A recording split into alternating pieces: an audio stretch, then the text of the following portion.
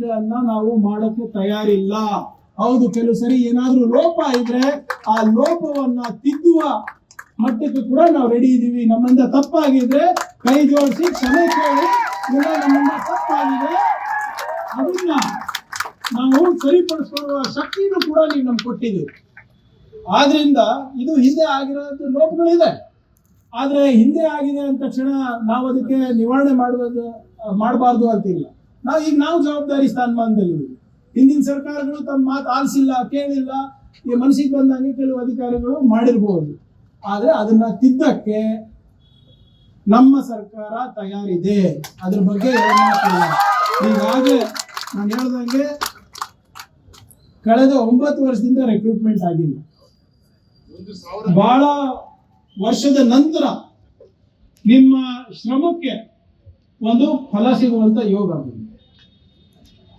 ಅದರಲ್ಲಿ ಕೆಲವು ಲೋಪಗಳಿದೆ ಅಂತ ತಾವು ಮನವಿ ಮಾಡ್ಕೊಂಡಿದ್ದೆ. 4 ಬೇಡಿಕೆ ಇದೆ. ಅದನ್ನ ನಾನು ಮತ್ತೆ ಪುನರುಚ್ಚರಿಸಕ್ಕೆ ಹೋಗೋದಿಲ್ಲ. ಯಾಕಂದ್ರೆ ಈಗಾಗಲೇ ಹಿರಿಯರಾದಂತ ಗೋಪಾಲಗೌಡ ಸಾಹೇಬರು ಮತ್ತೆ ವಿನಯ್ ಕುಲಕರ್ಣಿ ಅಣ್ಣವರು ಮತ್ತೆ ಇಲ್ಲಿರುವಂತ ಎಲ್ಲ ಯುವ ಸ್ನೇಹಿತರು ಆಗಲೇ ಹೇಳಿದ್ದಾರೆ.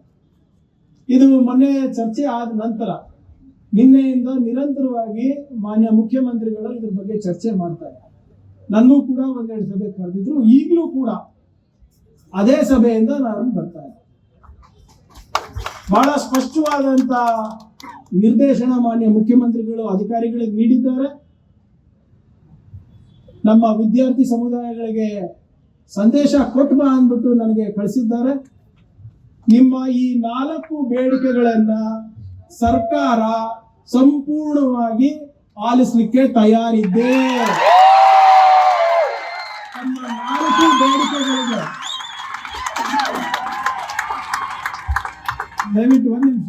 ತಮ್ಮ 4 ಬೇಡಿಕೆಗಳಿಗೆ ಮಾನ್ಯ ಮುಖ್ಯಮಂತ್ರಿ ಅವರ ಸೂಚನೆಯಂತೆ ಒಂದು ವಿಶೇಷವಾದಂತಹ ತಜ್ಞರ ಸಮಿತಿಯನ್ನು ರಚಿಸಿ ಮುಂದಿನ 15 ದಿನಗಳ ಒಳಗಡೆ ಆ ಸಮಿತಿಯನ್ನ ವರದಿ ಪಡೆದು C&R ರೂಲ್ಸ್ ಏನು, C&R ಕುರಿತು ಏನು ನಾವು ನಿಯಮಾನುಸಾರ ಕ್ರಮ ವಹಿಸಬೇಕು, ಏನು ಬದಲಾವಣೆ ಮಾಡಬೇಕು ಅಥವಾ ಇನ್ನೇನಾದ್ರೂ ನಾವು ಅಡಿಷನ್ ಮಾಡಬೇಕು, ಅದನ್ನ ಏನು ನಿಮ್ಮ ಪ್ರಸ್ತುತ ರಿಕ್ರೂಟ್ಮೆಂಟ್ಗೆ ಏನು ಆದೇಶವನ್ನ ಹೊರಡಿಸಬೇಕು ಆ ಸಮಿತಿ ಮುಖಾಂತರ ಮಾನ್ಯ ಮುಖ್ಯಮಂತ್ರಿಗಳ ವರದಿ ಸಲ್ಲಿಸಿದ್ರೆ ನಾವು ಮಾಡ್ತೀವಿ ಅಂತ ಮಾನ್ಯ ಮುಖ್ಯಮಂತ್ರಿಗಳು ಬಹಳ ಸ್ಪಷ್ಟವಾದಂತ ಸಂದೇಶವನ್ನ ಕೊಟ್ಟಿದ್ದಾರೆ.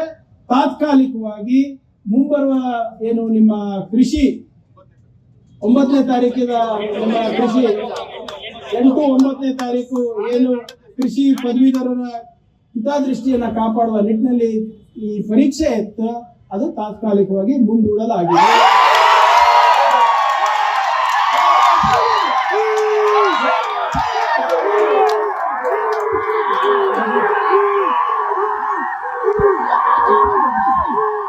ದಯವಿಟ್ಟು ಮಾತಾಡೋದಿದೆ.